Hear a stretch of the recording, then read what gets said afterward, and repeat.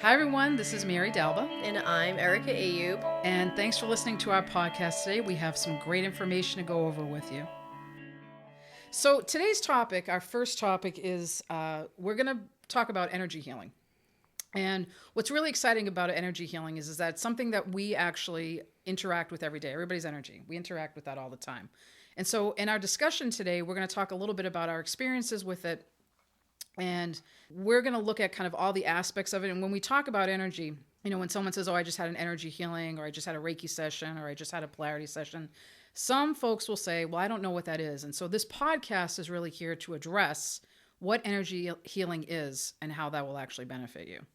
So before we get started, I think it would be great if we introduced ourselves and talked a little bit about our spiritual practice and what we do, so you guys can get to know us and hear a bit about what our lives are like day to day and what we do with energy healing. So I'm going to go first.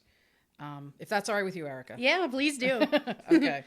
I'm known out there as Spirituality Girl, and I'm based out of Winchester, Massachusetts. And a lot of the work that I do has to do with helping people evolve. So that can be through psychic mediumship type of work. I'm a Reiki master teacher, a hypnosis therapist, or not so much therapist, but a hypnotherapist. I also do astrology. I'm an ordained minister. I'm an herbalist. I do a lot within the spiritual realm. I'm also a witch, so that means that I'm involved in magic. And I'm initiated into several different ATRs, which is African traditional religions. So a lot of my work has to do with people coming and saying, you know, I have this thing going on, and we try to find the best modality that's going to help them get to the next step. And I've been doing this type of work professionally since 1998, and it's become a huge part of my life. So if you come to my office, which we are recording in now, which is very purple and has a lot of statues in it, statuary that of saints and folks that I work with, you're more than welcome to come here and sit in one of my comfortable chairs, and we'll get you to the next steps. So that's what I do. I also happen to love dogs a lot and listen to a lot of music. So that's a little bit about me. And Ericka, do you want to talk about you a little bit? Yeah, sure, I suppose. Let's see. So I'm Ericka Ayube. I am a psychic intuitive. I am a polarity practitioner. I've kind of always just been into like this natural energy. I've been very sensitive even just as a child, like from what my parents have told me before, you know, there was even caller ID. I would know who was calling on the phone. So it was just kind of interesting. I've always just had this gut intuition that just kind of always directed me in one way or another. And of course I ignored that. Don't we all do that? So what happened is I've gotten into energy work because when I was a teenager, my best friend at the time, her mom was going to school for polarity therapy. So she was looking for guinea pigs to put on her table. And I was like, yeah, sure, why not? So I had a session, and I couldn't believe actually like how clear, how balanced, and just how good I felt after the session. Like it left such a deep impression on me that I really wanted to share this with other people that have been, you know, suffering from depression, anxiety, you know, tough home life, anything, just to give them some respite from all the daily BS pretty much. So I went to the Spa Tech Institute, formerly known as PRI, Polarity Realization Institute. In the year 2007, I finished my holistic massage therapy degree, which was a little bit of a combo of polarity therapy and Swedish and deep tissue massage. So I really feel like a lot of people really enjoy the combination of modalities, getting the physical touch to work out any stress, as well as the energy with polarity therapy to help with the mind and body connection. Because in polarity therapy, we really feel that if your body is imbalanced in any way, that's when illnesses and diseases arise. So it's just kind of like one big philosophy that just when everything's balanced, everything works. But anyways, now that I've just took that off the rails and just kept going. No, I love it. You Ericka, love it? I love it. Yeah. I love it. Yeah, I love it. I love it. So let's see. And now I learned how to read tarot cards at the age of 14. I've been doing that for a very long time. It's just something I've always been drawn to. Yeah. Yeah. No, it's Ericka, I think it's great. You know, I think as people who do energy type of work, I think most people start off with getting a session themselves. Yeah, that really was it for me. Like I had no idea what I was getting myself into, which was probably the best thing because I had no expectations. Of course, I knew anything that this woman was going to offer me was going to make me feel better than I did before I went on. So, it was really an eye-opening experience. So I kept it in the back of my mind, and then it's funny how the universe just kind of like places it in front of you, and it was like, oh, by the way, you remember this? Oh yeah, do it. Right. Well, that's one of the things I say to my clients is they'll say to me, I don't know what I'm supposed to be doing. And sometimes they'll say, well, it takes time for it really to be revealed. You have several steps you need to take before you get to that. What am I supposed to be doing? Oh, that's what it is. Point. Yeah, and it's interesting because like it's funny because if you have one of those like boom moments, the epiphany moments, like you'll look back and you'll actually see all those little signs here and there that the universe was sending us that something was coming along. Mm-hmm. And it's funny how we'll just ignore it until we're just like, oh wait, this is a surprise. Right. Which it really shouldn't be. But then the universe is and like, then you're just like, damn it, I've just been ignoring it all this time. right. Here's the energetic 2x4. Boom. Ow. Boom. Yeah. To the face. Yes. Oh, thanks. Oh, thanks. Thanks, yeah. spirits. Yeah. Okay, I get it now. I get Thanks. it. Got it. Good. So I remember my first Reiki session. That's how I got into it. Was I was listening to your experience, Eric, and it started to bring me back to when I got my first session, and I was really getting into kind of the spiritual pieces of my life. It was back in the mid 90s, and I said, I started going to the store that offered a Reiki shares, so free Reiki sessions for folks. And I said, oh, that sounds interesting. Why don't I jump into that? Not knowing how it was going to change my life. And I actually dragged a friend of mine to it, and he said to me, what are we doing? And I said, no, you're going to be fine. You're going to come with me. Just shut up. We're going. So, and so he said, all right, fine. So we go, and it was a half an hour Reiki session. Probably merely after we got on the table and got off. It was probably 20 minutes or so, but it wasn't long. And I remember when we drove home, I dropped him off at his house. I went to my house. I didn't feel any different. But the next day and a couple of days after that, for me, I was crying. I was in the space of just releasing. And at the time, of course, I didn't know, but I was really like moody and just and crying. And I cried a drop of a hat. I was working a corporate job at the time. I was having a hard time in my job. And my friend who worked, he worked 2 to 10. I worked, regular 8 to 5. So he came in at 2:00 and he came right to my office and he sat down and he said, what did you do to me? And I said, what are you talking about? And he said, I've been ready to beat the crap out of somebody since this morning. And I don't know, this has to do with what you did to me. Of course I did it to him. Yeah. And he said, it happened after you took me to this place. And I said, I haven't been able to stop crying. And he said, I don't know what kind of stuff you're doing, but I don't know if I want to go again. But I said, well, I think, I ended up calling the store and saying, gee, what is this? And they said, oh, don't worry about it. You're just releasing things. And I said, well, I got to stop crying because I got to go run a meeting in an hour. It was crazy, but I knew there was something to that work. I knew there was something that was in my energy field, or within my energy bodies that had to go. Mm-hmm. So it was something that, and I'm sure as we talk, we'll talk about our journey on how we're helping people and how the spirits are helping people. But I remember just saying, this is like something that there's something to this energy work. If I'm releasing and I'm crying and I'm letting grief go, there's got to be something to it that I'm not consciously aware of. The subconscious was carrying all this around. So I guess one of the thoughts I'm having is, and I want to hear what you think, Ericka, first, is how do you define energy? Like, what is it? What do we do with it? How does it affect our bodies? Kind of like just, for people who don't do this type of work all the time.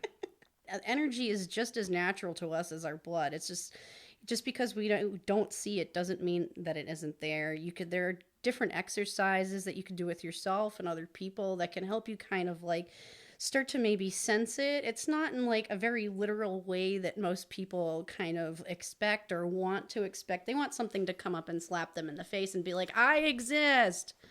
But it doesn't always work that way. So energy is much more subtle.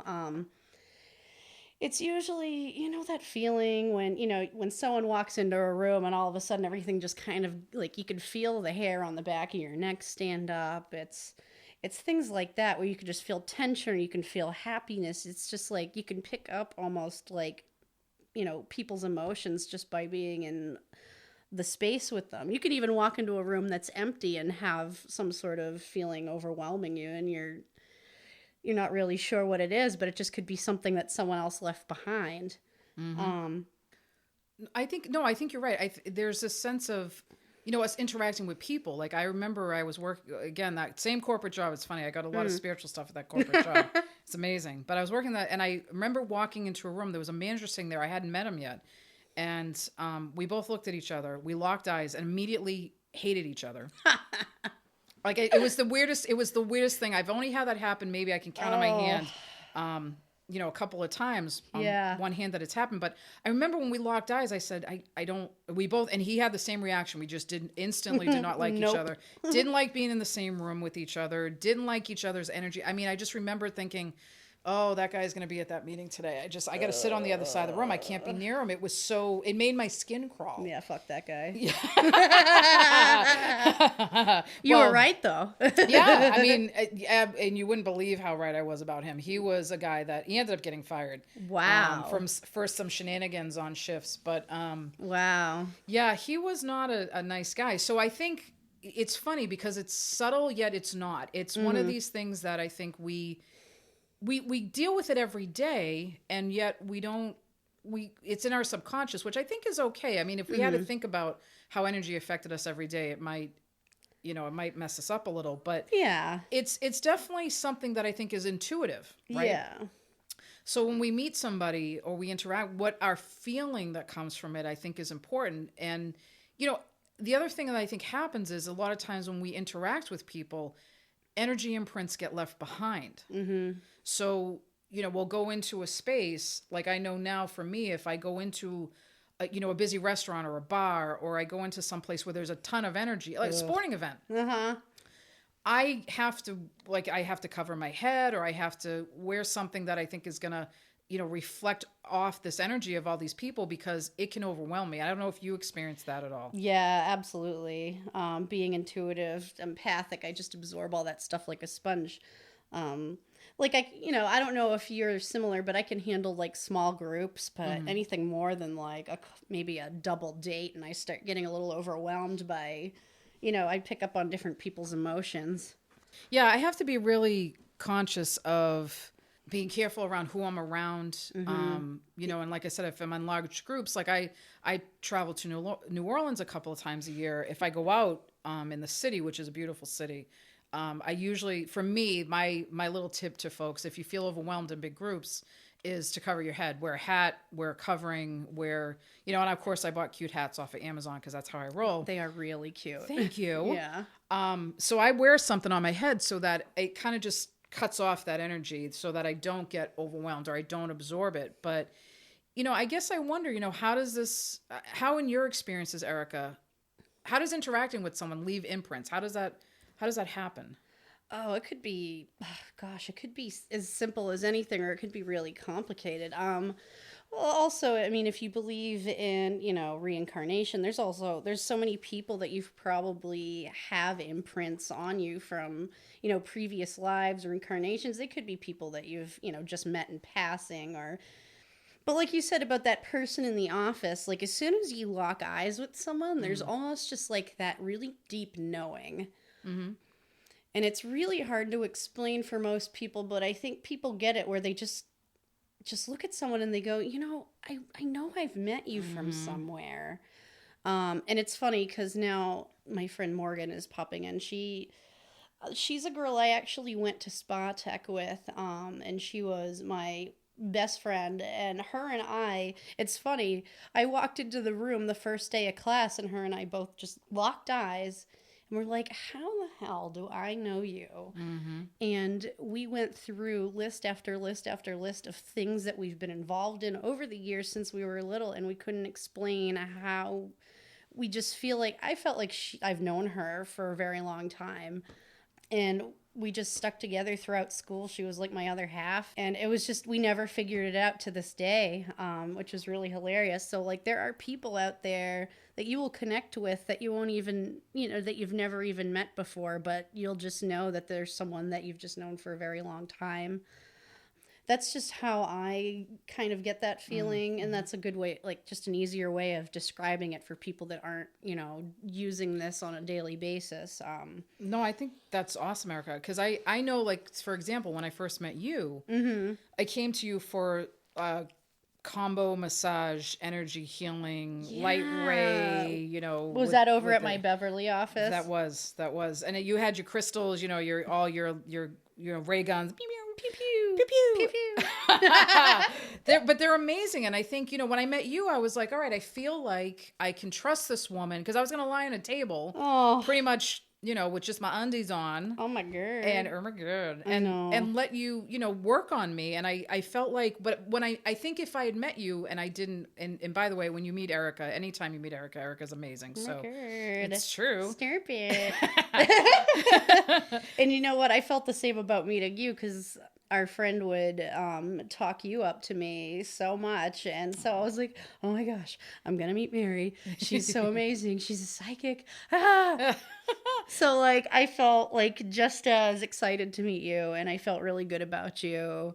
You just know the energy when you feel it. Like, there's no hesitation. There's just like a real, like, almost magnetic attraction. You just feel like a moth to a flame with some people. It's true. Yeah. And I think that's the energy. I mean, that's the energy that the people are, so you're vibing with the energy with somebody and saying, okay, like, there's something there. There's something there. So I think it's how we recognize each other. It's how we repel each other. I mean, it's like I said, that guy that I worked with, I was like, boing, boing, we just could not.